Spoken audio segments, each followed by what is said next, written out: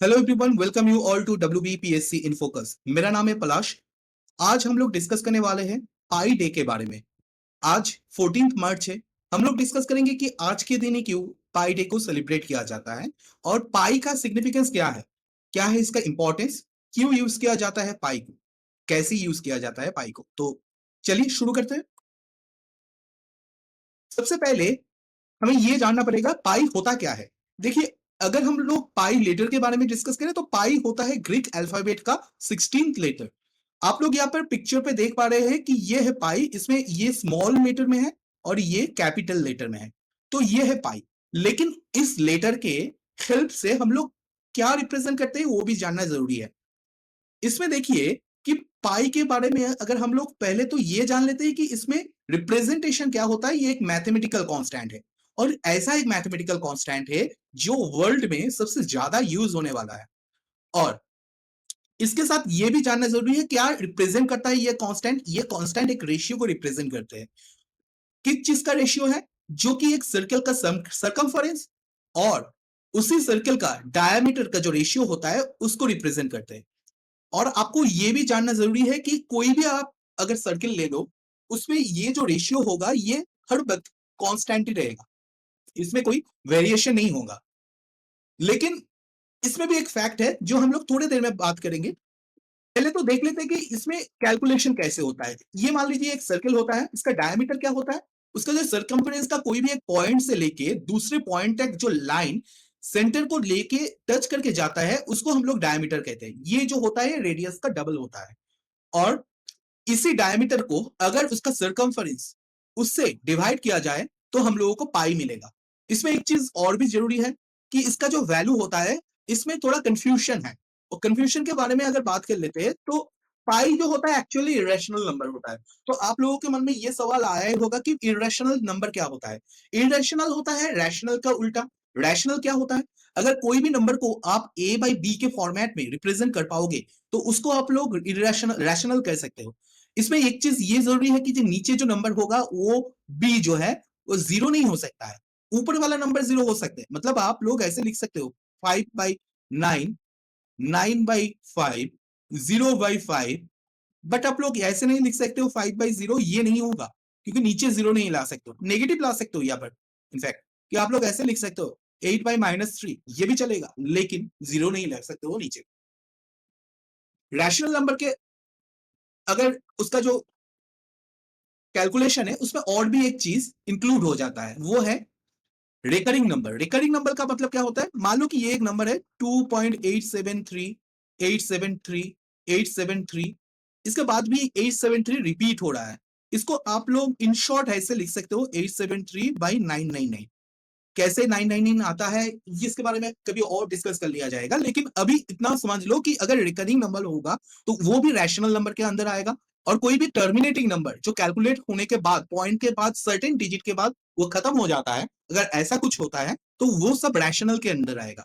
जो नंबर इस कैटेगरी में नहीं आता है उसको इरेशनल कहते हैं। इरेशनल का मतलब यही होता है कि इसका कोई लिमिट के बाद खत्म होने का कोई चांस नहीं है, ये कंटिन्यू चलता ही रहेगा, कैलकुलेशन के साथ साथ ये चलता ही रहेगा और रिपीट भी नहीं होगा। तो सरकमफरेंस बाय सर्कल को अगर सरकमफरेंस ऑफ द सर्कल और डायमीटर ऑफ सर्कल को अगर डिवाइड किया जाए तो हम लोगों को 22/7 के करीब मिलेगा। एग्जैक्ट नहीं मिलेगा, ये एग्जैक्ट नहीं है, ये नियर अबाउट है। क्यों नियर अबाउट है? क्योंकि हम लोगों के कैलकुलेशन के हेल्प के लिए हम लोग एक नंबर ऐसे पकड़ लेते हैं जो कि ऑलमोस्ट पाई का बहुत क्लोज वैल्यू हम लोगों को दे सके, वो है 22/7। लेकिन उसका अगर डेसिमल में अगर किया जाए तो ये ना रिपीट हो जाता है सर्टेन के टाइम के बाद, 142857 के बाद फिर से वो 142857 ये रिपीट होता रहेगा।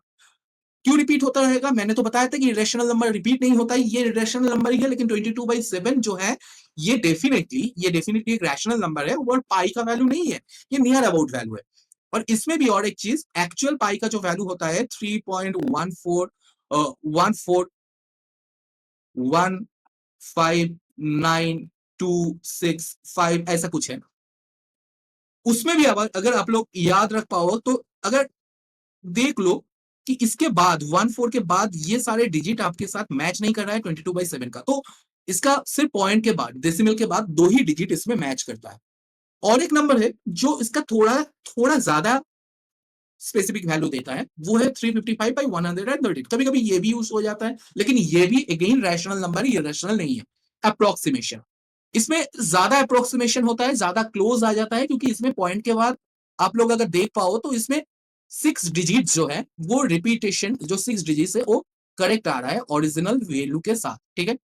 तो ये ज़्यादा परफेक्ट है, आप लोग कह सकते हो उसको।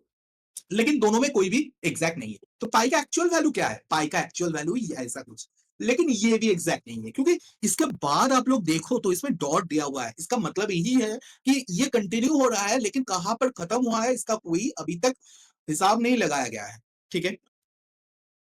तो कहां तक कंटिन्यू हुआ है, इसमें एक इंटरेस्टिंग फैक्ट है। ये इंटरेस्टिंग फैक्ट है कि गिनीज वर्ल्ड रिकॉर्ड के रिलेटेड लास्ट 2021 के अगस्त मंथ में स्विट्जरलैंड की यूनिवर्सिटी है, यूनिवर्सिटी ऑफ अप्लाइड साइंस, उसमें एक कैलकुलेशन किया गया था, जहां पर डेसिमल पॉइंट के बाद 62 टू 63 ट्रिलियन डिजिट तक कैलकुलेट किया गया पाई के वैल्यू पे, लेकिन फिर भी कोई रिपीटेशन नहीं मिला, कोई भी पैटर्न नहीं मिला, वो अपने ही हिसाब से चलता रहा, ठीक है?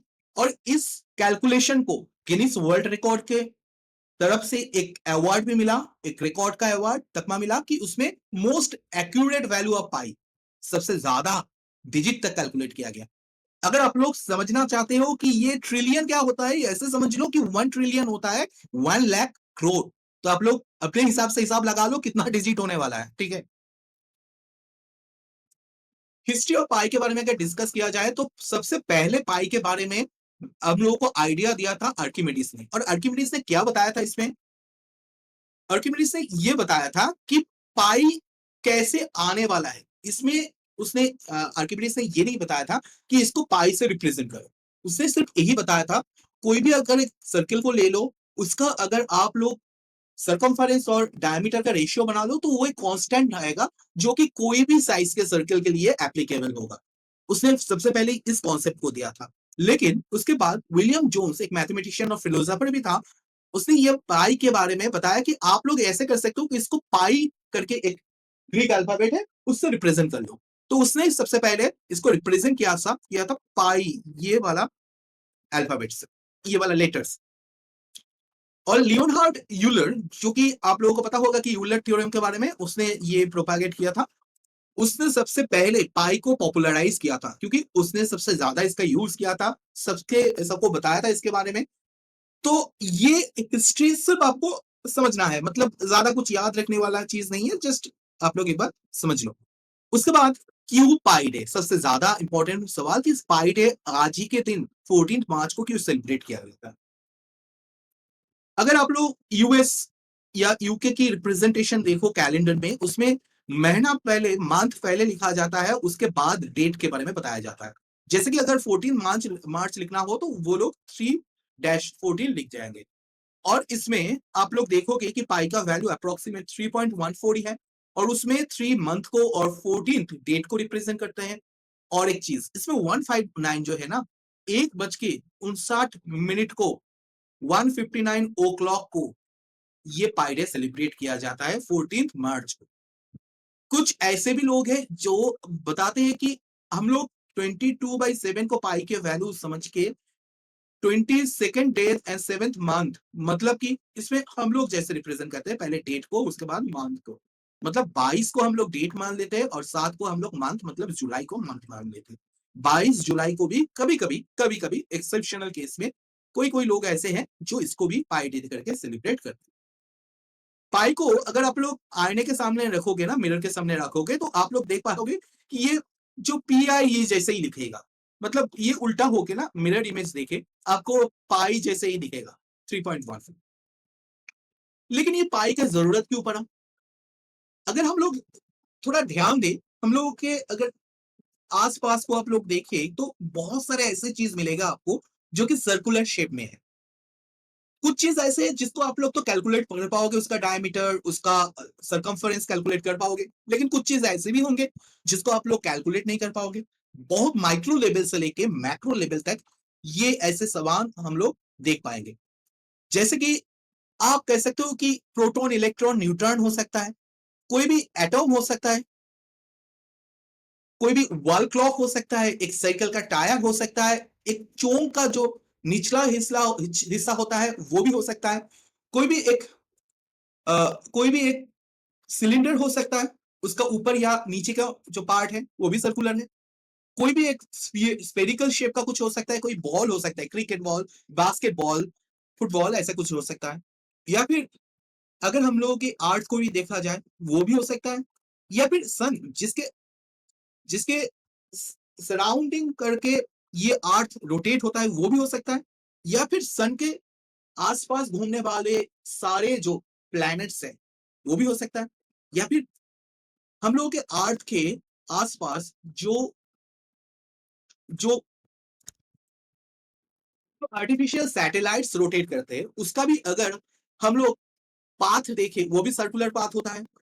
इनफैक्ट मॉडर्न साइंस में यह भी कहा जाता है कि अगर हम लोग पाई का इन्वेंशन या फिर कैलकुलेशन नहीं कर पाते तो हम लोग पूरा यूनिवर्स का जो डेंसिटी है वो ही नहीं कैलकुलेट कर पाते। तो इसके लिए पाई का तो बहुत ज्यादा इंपॉर्टेंस है। कुछ फन फैक्ट, अगर हम लोग देखें कि पाई का फर्स्ट 144 डिजिट को कैलकुलेट करें, समाप्त करें तो 666 देंगे, और वो जो है वो 6 + 6 इंटू 6 + 6, इसका मतलब 12 × 12 144 रिजल्ट देंगे। अल्बर्ट आइंस्टाइन जो है बहुत ही फेमस साइंटिस्ट, उसका जो बर्थडे है वो भी 14 मार्च को है 1879। और फेमस साइंटिस्ट स्टीफन हॉकिंग्स का डेथ जिस दिन उसका मौत हुआ वो भी 14 मार्च था 2018। कोइंसिडेंस कह सकते हो, इंपॉर्टेंस कह सकते हो, या फिर इस कुदरत का मैजिक भी कह सकते हो। ठीक है, तो यहाँ पर खत्म होता है आज का lesson. Thank you for attending the class and don't be A irrational like pi, be a rational person. Thank you so much.